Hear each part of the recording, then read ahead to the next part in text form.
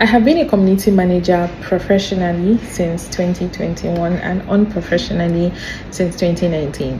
Before then, I worked as a product designer for 4 years and officially stepped away in 2020-2021. But before I started working professionally, I was a volunteer for top brands like Figma. I volunteered for Figma as a community advocate for about 2 years. Then I was promoted to take on a more professional role, which meant that I transitioned from being a volunteer to being paid to work as a community manager, where I managed their Africa regional community that had over 40 plus communities within the region.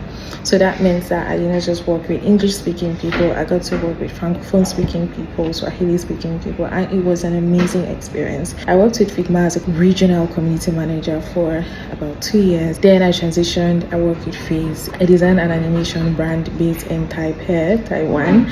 And it was an amazing experience because while I was working at Phase, I did not just do community, I also did a bit of marketing. So that means that I was responsible for creating SOPs, I was responsible for creating marketing copies, I was responsible for, identifying, creating a structure of how to identify and bring in influencers, because we used the influencer marketing campaign to introduce Phase into various countries.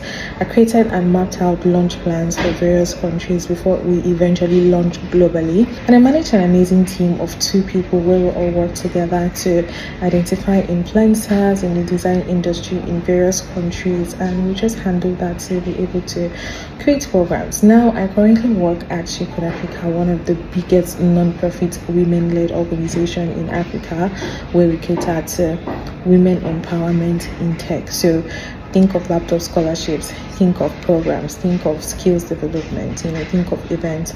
It's an all-in-one community. And I have been getting a lot of requests and questions from people on how they can become community managers, how they need mentorship.